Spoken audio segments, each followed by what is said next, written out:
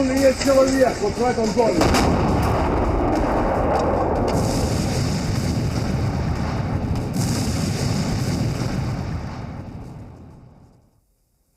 नमस्कार, बहुत बहुत स्वागत है आप सभी का न्यूज स्पेशल में। मैं रविंद्र सिंह आपके साथ। रूस के विदेश मंत्री लावरोव की बड़ी धमकी सामने आई है।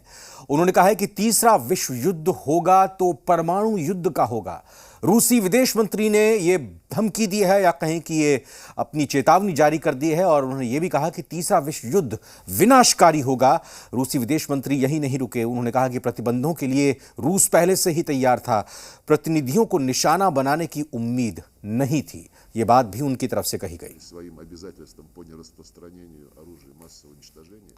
предпринимает все необходимые меры для недопущения появления ядерного оружия и соответствующих технологий.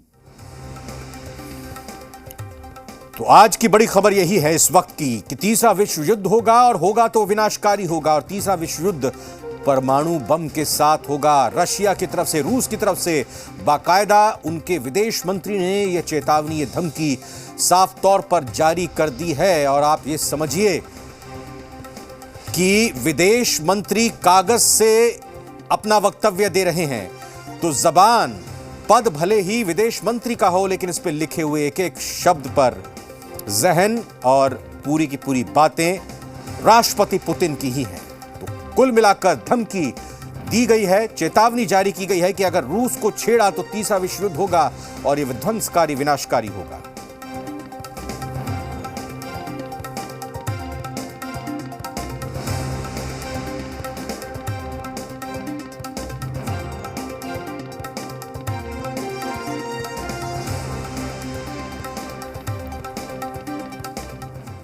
और यूक्रेन पर रूस के हमले का आज 7वां दिन है।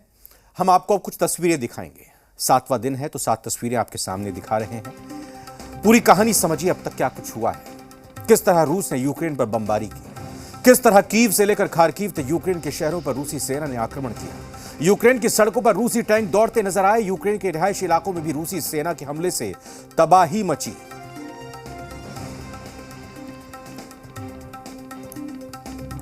रूस के यूक्रेन पर हमले का आज 7वां दिन है। दोनों देशों के बीच जबरदस्त जंग चल रही है।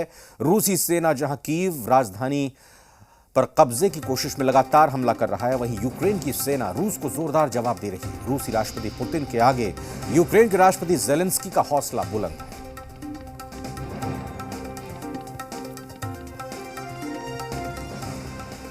रूस की तरफ से यूक्रेन पर हमले के बाद जहां एक तरफ राष्ट्रपति पुतिन के हाथ अभी तक खाली नजर आ रहे हैं, वहीं यूक्रेन के राष्ट्रपति जेलेंस्की की तारीफ हो रही है। ईयू में वर्चुअल संबोधन के दौरान जेलेंस्की का तालियों से स्वागत किया गया, तो दूसरी ओर दुनिया के कई देशों ने रूस पर कई तरह के प्रतिबंध लगा दिए।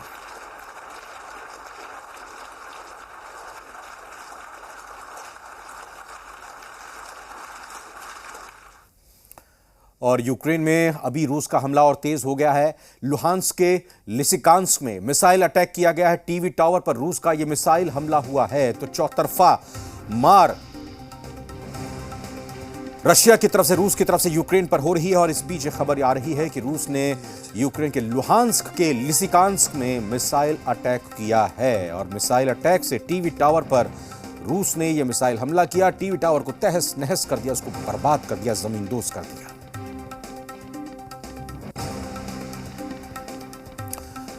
और रूस यूक्रेन युद्ध के बीच इस वक्त एक और बड़ी खबर यह भी आ रही है कि अमेरिका की मोटर कंपनी फोर्ड ने भी रूस में अपने सभी ऑपरेशंस बंद कर दिए हैं। फोर्ड ने कहा है कि अगले आदेश तक वो रूस में अपने सभी कामकाज बंद कर रहा है। फोर्ड ने कहा कि वो ऐसा रूस के हमले के विरोध और यूक्रेन की मदद के लिए कर रहा है।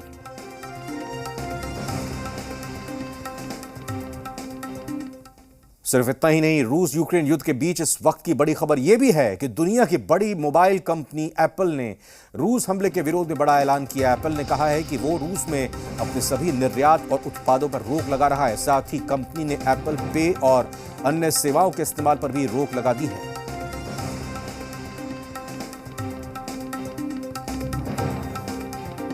रूस पर प्रतिबंधों का सिलसिला लगातार जारी है। अमेरिकी फिल्म निर्माता कंपनी पैरामाउंट पिक्चर्स ने अपनी फिल्मों का रूस में प्रदर्शित नहीं करने का फैसला लिया है। यूक्रेन पर रूस के हमले के विरोध में यह फैसला लिया गया। हॉलीवुड लगातार रूस के विरोध में कदम उठा रहा है।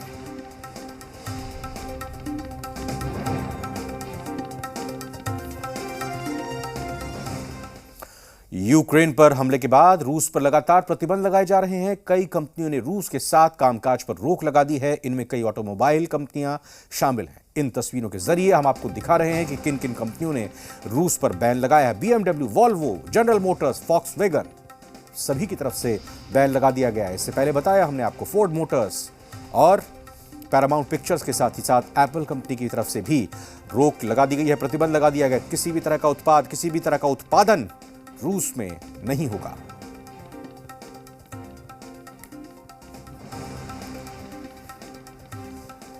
तो यूक्रेन में घमासान जारी है। उम्मीद की जा रही थी कि रूस बहुत आसानी से, बहुत जल्द 2-3 दिनों के अंदर काबिज हो जाएगा यूक्रेन पर, या कहें कि जंग जीत जाएगा।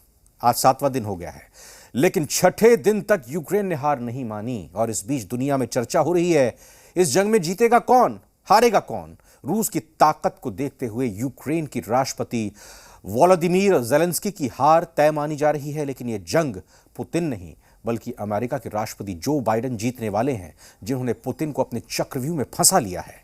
कैसे, आइए इस रिपोर्ट में देखिए।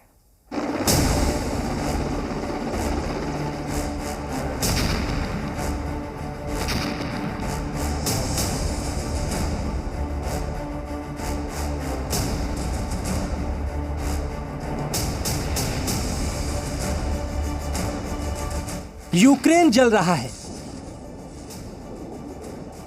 विनाशकारी हथियार यूक्रेन में आफत के धमाके कर रहे हैं। रूस और यूक्रेन दोनों ही देशों के सैनिकों की मौत हो रही है। जैसे जैसे यूक्रेन पर पुतिन का प्रेशर बढ़ रहा है, वैसे वैसे यूक्रेन में खून खराबे की आशंका भी बढ़ रही है। यह भी कहा जा रहा है, यूक्रेन भले ही रूस को जवाब दे रहा हो, दुनिया भर के देश यूक्रेन को हथियार की सप्लाई कर रहे हों, लेकिन रूस आखिरकार यूक्रेन को कुचल ही देगा।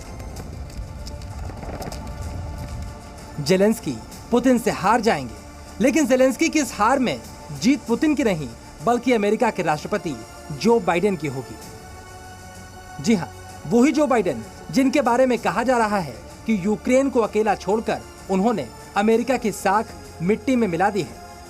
लेकिन सच्चाई यह है कि जो बाइडेन ने व्लादिमीर पुतिन को अपने चक्रव्यूह में फंसा लिया है, और वो काम करके दिखा दिया जो डोनाल्ड ट्रंप भी नहीं कर सके।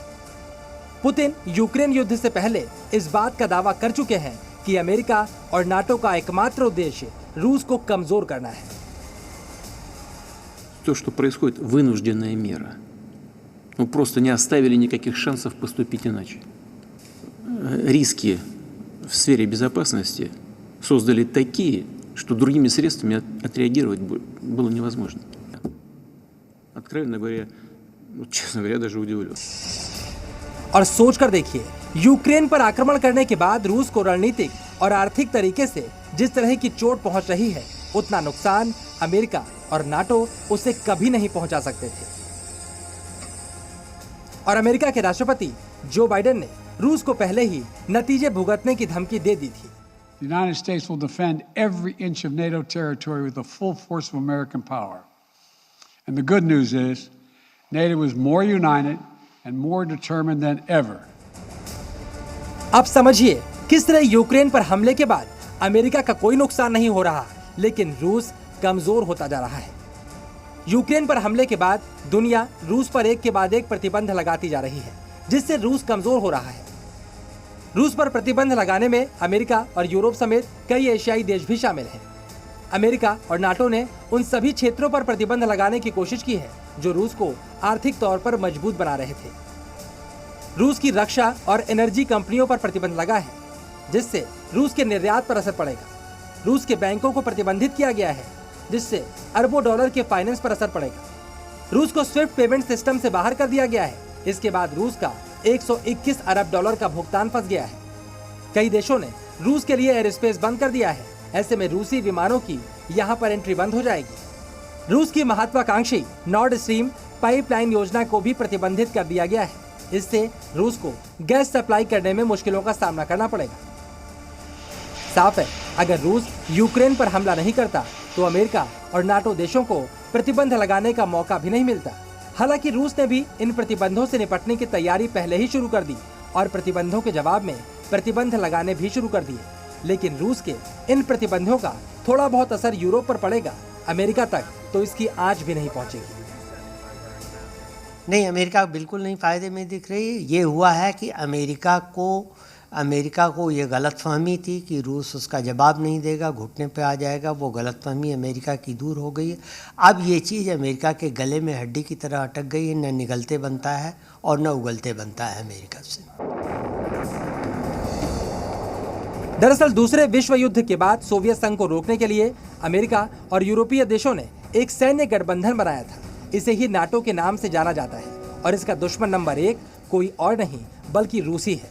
पुतिन ने सोवियत रूस के विघटन के बाद रूस को इतना मजबूत बनाया कि वो एक बार फिर से अमेरिका और नाटो जैसे महाशक्तियों को चुनौती दे रहा था। लेकिन यूक्रेन के साथ विवाद में फंसाकर अमेरिका और नाटो ने रूस को फिर से पीछे धकेलने की कोशिश की है। अमेरिका और नाटो चाहते तो रूस को सुरक्षा गारंटी देकर संघर्ष शुरू नहीं होने देते। यूक्रेन को नाटो में शामिल करने की जिद छोड़कर यह विवाद खत्म हो सकता था। पुतिन भी बार बार इसी की मांग कर रहे थे, लेकिन अमेरिका और नाटो ने पुतिन की बात नहीं सुनी और जब पुतिन ने जंग छेड़ दी तो यूक्रेन को अकेला छोड़कर किनारे हो गए और अपने मुख्य एजेंडे यानी रूस को कमजोर करने में लगे। सोचकर देखिए, यह युद्ध लंबा चला तो भी यूक्रेन की जनता ही मर रही है और युद्ध को खत्म करने के लिए रूस ने विनाशकारी हथियारों का इस्तेमाल किया, तब भी असर यूक्रेन के लोगों पर ही पड़ना है। इसके अलावा यूक्रेन पर कब्जा करके भी रूस को कोई बहुत बड़ा फायदा नहीं होगा, क्योंकि युद्ध से उजड़ा और बर्बाद हुआ यूक्रेन रूस के लिए एक एसेट नहीं बल्कि लायबिलिटी होगा।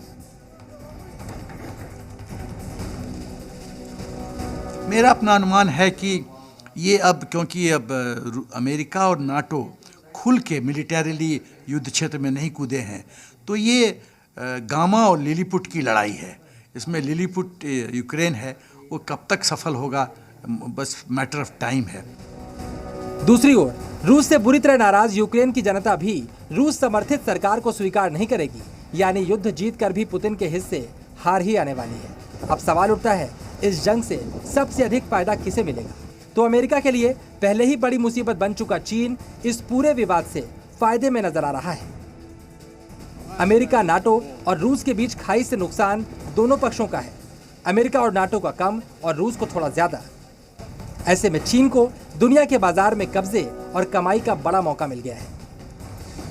मिस्टर पुतिन बहुत चालाकी से धीरे धीरे स्क्रू टाइट करते जा रहे हैं और अपने एम की तरफ बढ़ते जा रहे हैं।